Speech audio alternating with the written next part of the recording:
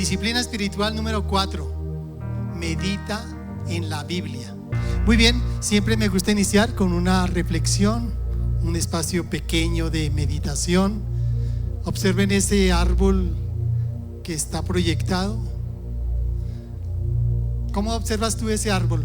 Grande, frondoso, vigoroso, ¿cierto? Se ve bien lleno de vida y con mucho fruto, ¿cierto? Muy bien, déjame hacerte 3 preguntas a propósito de esta cuarta disciplina espiritual, que es la que vamos a estar viendo hoy.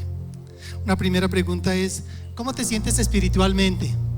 ¿Te sientes seco, como pasando por un desierto, alejado un poco de Dios, como que las cosas no andan bien en tu relación con Dios?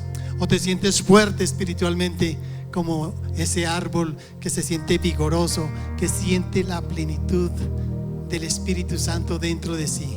¿Cómo te sientes? Esta pregunta es interesante porque vamos a ver cómo hacer para pasar de ese estado de desierto a un estado frondoso. La segunda pregunta es: ¿qué diferencia hay? ¿Sabes tú la diferencia entre leer la Biblia y meditar en la Biblia? Hay una diferencia, ¿cierto? Una cosa es leer la Biblia y otra cosa es meditar en la Biblia. ¿Te has puesto a pensar? ¿Y cuál es la que tú más usas? ¿Sueles leer la Biblia únicamente o sueles meditar?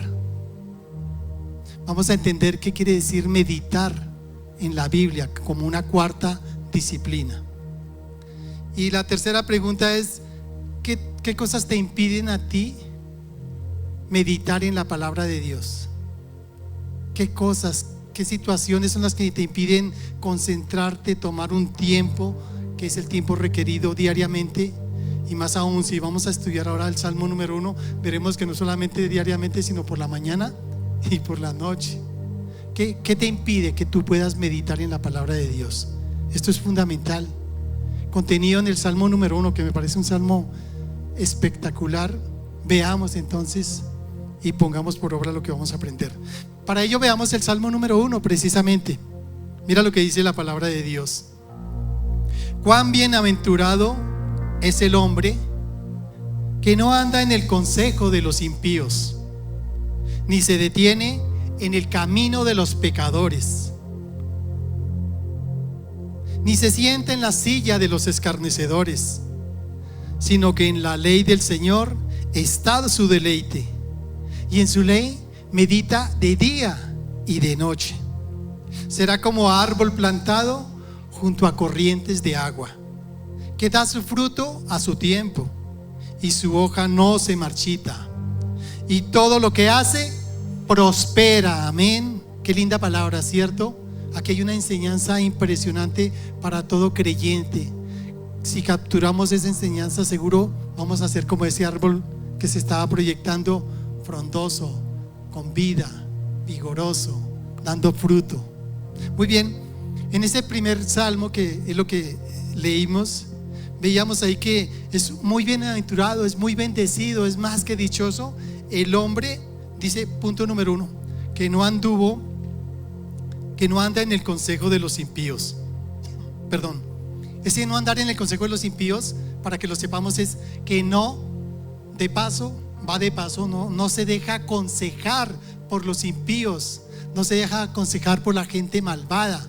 ¿Cuáles son las personas que te rodean? ¿Quiénes son los que te aconsejan a ti? ¿Son personas sabias, son personas creyentes o son personas impías? Pues imagínate qué consejos puede dar alguien que te aconseja y que es impío. Por supuesto, todas las cosas que no construyen. Te va a decir, si estás en una pelea en tu matrimonio, divórciate, eso déjala, no tiene sentido. Te va a decir, si es que estás peleando con tus padres, no, vete de la casa, eso no vale la pena. Si estás trabajando y es algún compañero, no, mándelo a donde sea, pero no sigas con eso, destruye. Y sabes, ese tipo de consejos son los mismos consejos del enemigo. El enemigo vino para robar, matar y destruir, ¿cierto? Eso es lo que busca el impío. Pero también andar en los consejos de los impíos, ¿saben qué es? Algo que es muy sutil para nosotros: el uso del celular. Cuando tú estás en redes, cuando estás mirando TikTok, cuando estás mirando Facebook, cuando estás mirando Instagram, ¿a quiénes ves tú? Personas que te empiezan a aconsejar: no, la vida es para disfrutarla, la vida es para vivirla, hay que parrandear, hay que pasarla bien, no te compliques, no te dejes llevar por las cosas, y en fin, y te empieza a aconsejar. Eso es lo que está diciendo ese primer versículo: no anda en consejo de impíos. ¿Por qué? Porque todo eso, no solamente las personas con quienes pasas, pero también lo que tú miras, esos son consejos de impíos. Ojo con eso. Ojo, porque hace que tu mente empiece a desviarse y dices tú, después de mucho mirar y repetir: tienes razón, ¿yo qué sentido tiene? Yo porque ando con esta mujer que no me quiere, al fin y al cabo nos casamos, pero esto no es para toda la vida. Y en fin, todo lo que te dice internet de personas malas, te lo copias y lo aceptas. Ahí caíste, dejaste de ser bienaventurado. Bienaventurado también dice el que se detiene en el camino de los pecadores. Se detiene en el camino de los pecadores. ¿Qué es detenerse? Ya no solamente es que anda y escucha consejos, ahora se detuvo, ahora está haciendo comunión con este tipo de personas, con la gente malvada. ¿Qué crees tú que querrá alguien malvado que te está deteniendo? Que te integres al grupo, que hagas comunión con ellos, que hagas lo que ellos quieren hacer. ¿Y qué es lo que quieren hacer ellos? Maldad. Este tipo de personas no le importa pecar y las consecuencias que vengan con eso. Ellos quieren sacarte de ahí. Ellos quieren que todas las cosas que ellos quieren hacer las hagas tú también, para que te sientas parte del grupo, para que te sientas respetado. Eso es aún más grave. Una cosa es escuchar, pero otra es andar con esas personas. Y un tercer grupo es: ni que se ha sentado en silla de escarnecedores. ¿Qué quiere decir silla de escarnecedores? Escarnecedores es gente que se burla, gente que hace burla de todo, mofa, ridiculiza.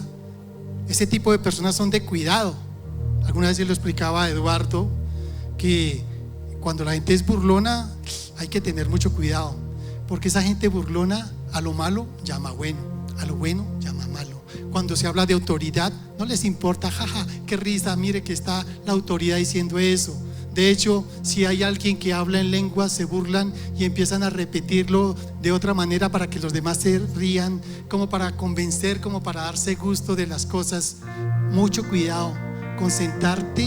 Aquí ya no es andar, estar con ellos, pero sentarte, hacer un espacio en tu propia vida con la gente burlona, porque ahí vas a perder todo lo que podías tener con Cristo. Amén. A lo justo llaman malo, a lo bueno llaman bueno, a lo malo malo, a lo malo bueno, qué pena. Todo es broma, nada es en serio, nada es tan grave. No es malo rebelarse, en fin, burla tras de burla. En cambio, en la ley del Señor está su deleite, y es lo que vamos a estar mirando hoy. ¿Sabes por qué es la ley de Dios su deleite? Porque quiere entender qué es lo que dice Dios, porque sabe que la palabra de Dios lo dice todo. Quiere aprender de Dios. ¿Quién es Dios? ¿Cuál es la justicia de Dios? ¿Qué es lo bueno? ¿Qué es lo malo? ¿Qué es lo justo? ¿Quién es el Espíritu Santo? ¿Por qué el pecado es malo? ¿Por qué es necesario obedecer? Y aprenda más y más cosas. ¿Cuáles son las consecuencias del pecado? ¿Qué es la salvación? ¿Hay infierno? ¿Hay cielo? Todo eso lo aprendes leyendo la palabra de Dios. Y dice: y en su ley medita de día y de noche. Eso es lo que vamos a estar viendo ahorita. ¿Qué quiere decir meditar? Para aplicarlo en nuestras vidas. Termino ese Salmo número 1 en el versículo 3: será como un árbol plantado junto a corrientes de aguas. Cuando habla de plantado, no es que nació junto al río, es que alguien lo plantó. ¿Sabes quién? Cuando tú aceptaste a Jesucristo, el Señor te está plantando junto a corrientes, que es la palabra de Dios, junto a ríos de agua viva, que da su fruto a su tiempo. Quiere decir que todo lo que tú hagas, Dios te está bendiciendo. Quiere decir que tú estás consumiendo la palabra de Dios como el árbol, tomando el agua y los nutrientes. Tu corazón, tu mente se está nutriendo con la palabra de Dios. ¿Qué está pasando en tu mente? Está siendo renovada. Por eso es que les insisto que lean la palabra de Dios. Es necesario renovar la mente. ¿Qué pasa cuando tu mente ya se renueva?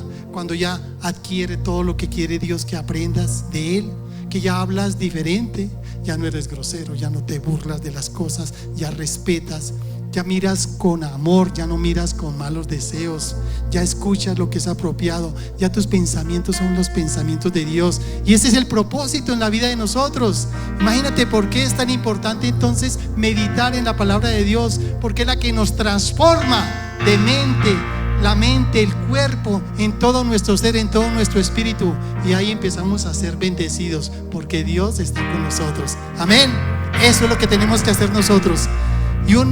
Hay otro versículo de la Biblia en Josué 1:8 que es casi una copia, imagínate, y fue escrito 2000 y pico de años atrás.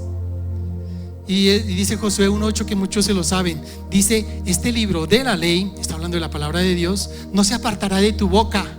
Ojo, léelo, repítelo, no debe apartarse, sino que meditarás en él día y noche. Wow, sorprendente. Lo mismo que dijo David, lo dijo Dios a Josué. ¿Para qué? ¿Para qué tienes que meditarlo día y noche? Para que cuides de hacer todo lo que en él está escrito. O sea, para que hagas todo lo que él está escrito. Para que entonces hagas bien, para que ayudes, para que des la mano, para que bendigas, para que seas servicial, para que hables palabras de amor, para que no respondas mal, para que no pagues mal por mal, para que hagas todo lo que está escrito. ¿Y qué va a pasar? Porque entonces harás prosperar tu camino. Wow, ahí hay una promesa, hay una condición y hay una bendición.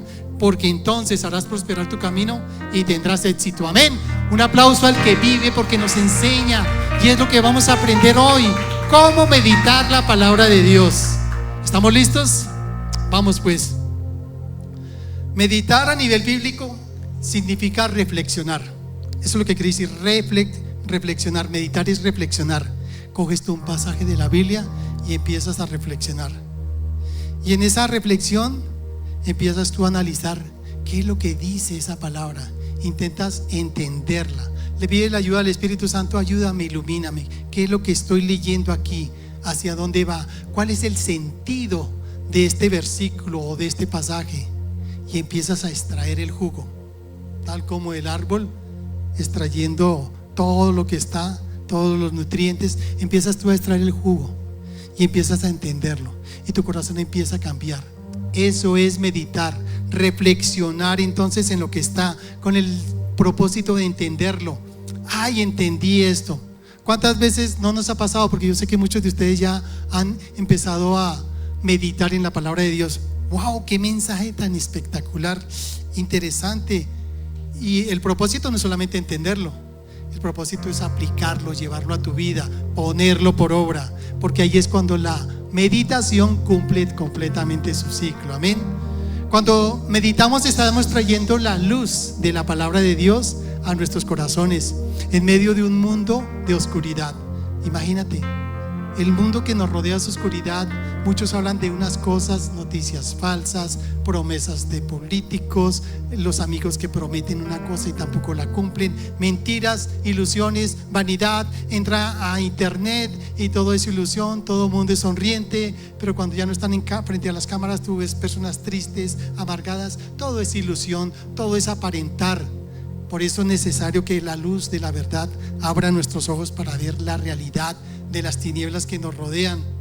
Es un mundo donde prima la mentira, ya lo he dicho. ¿Y qué dice la palabra de Dios en el Salmo 119, 105? No está ahí, pero deberíamos aprenderlo. Es otro versículo que deberíamos aprenderlo. Lámpara es a mis pies tu palabra y una luz a mi camino. Esto está diciendo que la palabra de Dios es una lámpara a mis pies. Ahí mismo las tinieblas desaparecen y yo veo dónde estoy parado. Uy, estaba a punto de dar un paso hacia el abismo. Me detuviste. Alguna decisión que quizás en tu vida ibas a tomar, pero la palabra de Dios te iluminó. Pero también es lumbrera, es una luz a tu camino. Ahora ya veo todo claro.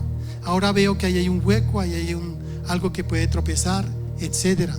Por eso la palabra de Dios nos ilumina y por eso debemos meditar en ella. De hecho, dice la palabra de Dios también en Juan 8:32: y conocerán la verdad y la verdad los hará libres. Yo tenía, para esta parte pensaba, como qué cosas implica que la verdad nos hace libres. ¿Cuántos de nosotros antes de conocer la palabra de Dios, antes de conocer a Cristo, no vivíamos en una oscuridad cuando nos decían, uy, se le regó la sal, uy, le van a llegar yo no sé qué tiempo de cosas malas y todo. Mentira del enemigo. Aprovecha la ignorancia para que tú te sientas mal. Uy, se le rompió un espejo, uy, le va a pasar yo no sé qué cosas. No, para que usted le vaya bien, use saumerio en su casa y no sé qué cosas. Use agua de hierbas y yo no sé qué cosas.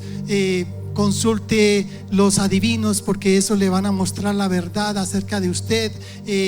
Cárguese unos amuletos, ponga una mata de sábila en la entrada del negocio, haga riegos de no sé qué y un montón de mentiras y mentiras, idolatría, ir a brujería. Y sabes, todo eso es oscuridad que te va alejando más y más de Dios. Pero cuando tú llegas a la verdad de la palabra de Dios, esa oscuridad se abre.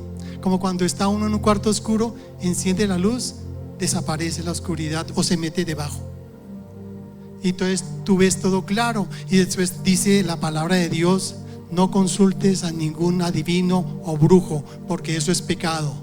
No creas en agüeros, o sea, todo ese montón de cosas que para que me vaya bien. Y tú dices: bárbaro, cómo me iluminó la palabra de Dios. Ahí es cuando pasamos a ser libres. Ahora pasamos tranquilamente, se me regó la sal, no pasó nada.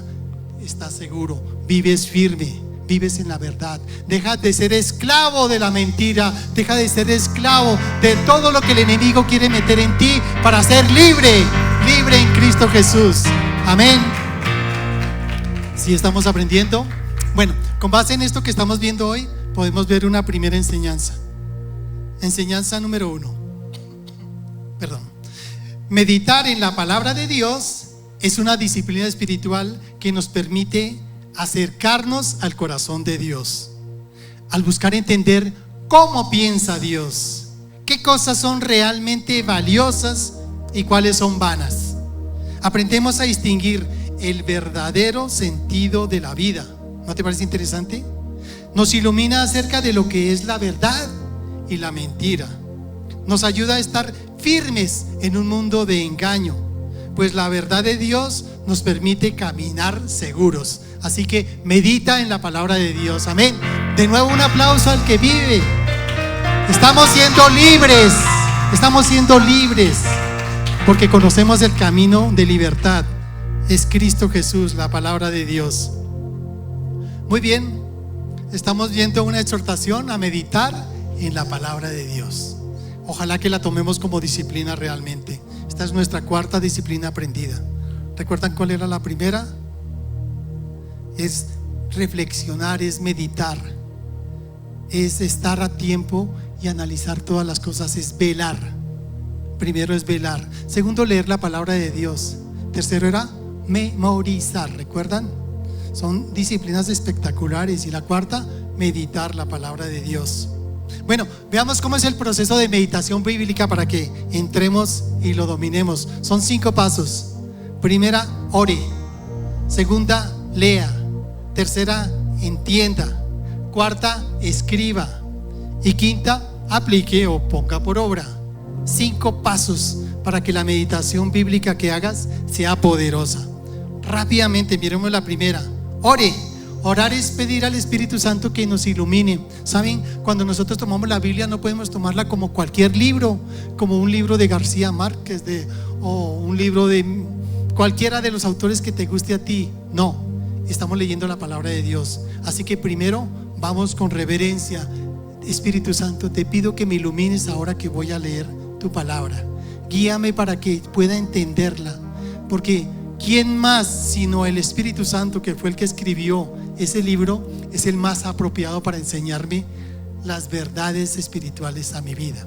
Amén, ¿cierto que sí? Primer punto, ora. Segundo punto, lee. Leer entonces es leer con atención.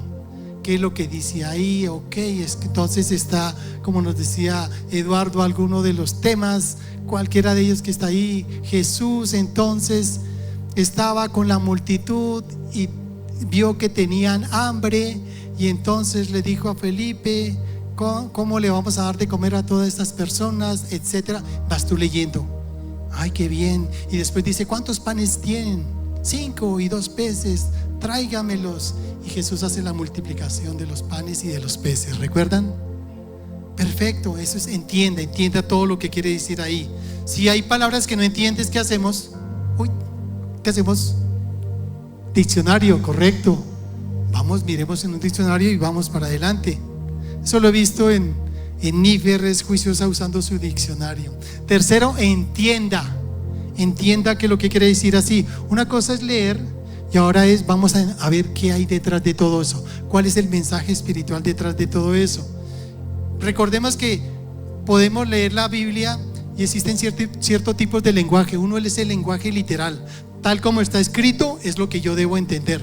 Pero también hay lenguaje poético, como en el Cantar de los Cantares. Entonces no necesariamente lo que dice tal cual es literal, pero si hay algo que me dice, habla del amor de Dios. Ahí está hablando del amor de un hombre por una mujer, pero poéticamente. Pero para mí me está hablando del amor de Dios, del amor de Cristo por su iglesia. También hay lenguaje profético cuando leemos Apocalipsis, que dragones, que un montón de cosas. Bueno, es algo que va a pasar en el futuro y yo tengo que entenderlo de esa manera. También hay lenguaje histórico de cosas que ocurrieron. Interesante. Todo eso me ayuda para que yo entienda qué es lo que Dios quiere que yo aprenda. Esa es la parte de reflexionar, y esa reflexión me va a ayudar a entender cómo es Dios. Mira, Dios actuó de esta manera y ahora veo que Dios es amor. Cuando veo, por ejemplo, a Jesucristo, cuando tiene compasión de aquel que nadie lo ayuda y Él se acerca y lo ayuda, wow, aprendo que Dios es amor, que Dios es compasivo. Pero también Dios es fuerte con los fariseos, porque guiaban a los demás al error. Ahí era fuerte. Generación hipócrita, le decía, serpientes, en fin, wow, Dios es fuerte. Y así uno va aprendiendo cómo es Dios, leyendo a través de la palabra de Dios. Recuerdo que con Eduardo también me decía: yo aprendí bastante de Dios leyendo el Antiguo Testamento, a ver cómo es la naturaleza de Dios: amor, caridad. Cuando uno normalmente pensaba que el Antiguo Testamento Dios era fuerte, ¿cierto? Pero al leerlo empieza uno a entender: con razón Jesús es así, con razón Jesús es amor. El siguiente punto: escriba, tome nota de lo que aprendió, subraye las palabras claves en su Biblia, anote al pie de la Biblia entonces lo que está aprendiendo, o use un cuadernito y escríbalo ahí. Y quinto punto: aplíquelo. Señor, tú me enseñaste que tú eres misericordia y que yo debo ser misericordioso. Lo voy a hacer, Señor. Voy a ser generoso, voy a ser amable. Tu palabra me dice que no pague mal por mal, Señor. Voy a hacerlo aunque me cueste y te voy a hacer caso, te voy a obedecer. Tu palabra me dice que sea bondadoso aún con el que me ha hecho algún tipo de daño. Pues lo voy a hacer, porque ascuas de fuego amontonaré sobre la cabeza. Va a estar luego diciendo: este no era tan malo como pensaba. Tu palabra me dice que no diga malas palabras. Tu palabra me dice que no cometa adulterio mirando con mis ojos y deseando a una mujer. Tu palabra me dice que no vaya a matar a alguien. No lo mato físicamente, pero cuando maldigo, cuando le digo malas palabras, es como si lo estuviera matando. Todo eso va cambiando mi carácter, mi mente, y empiezo a ser diferente. Todo eso se logra meditando en la palabra de Dios. Amén. Recuerden que estamos en una exhortación para meditar en la palabra de Dios. Veamos algunos beneficios de meditar la palabra de Dios.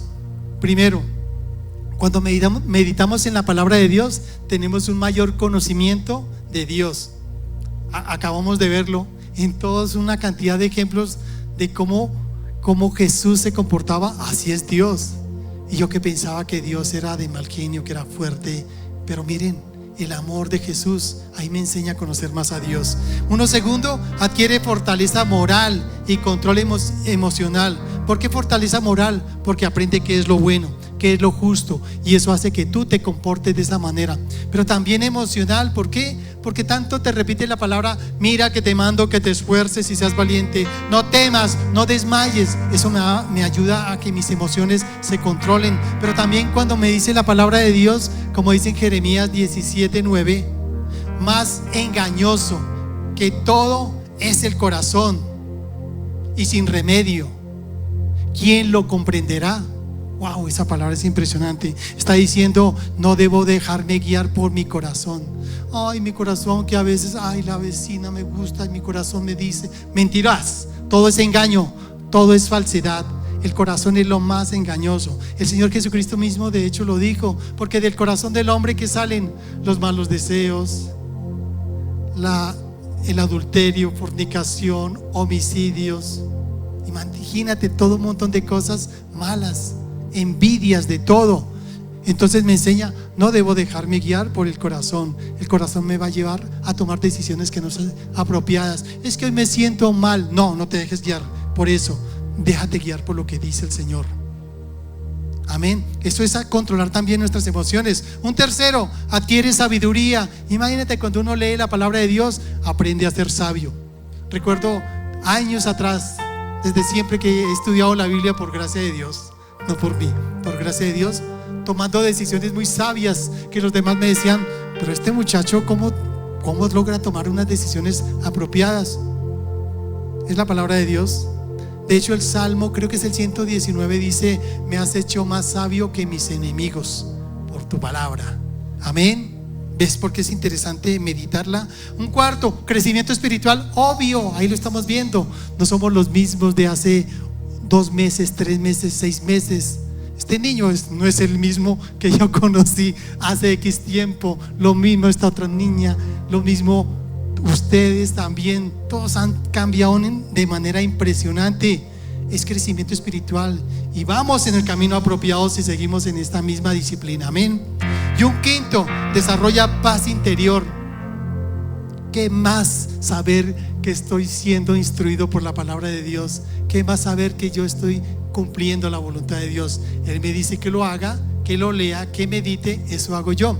Hay una parte en la Biblia que dice, tú guardarás en completa paz a aquel cuyo pensamiento en ti persevera.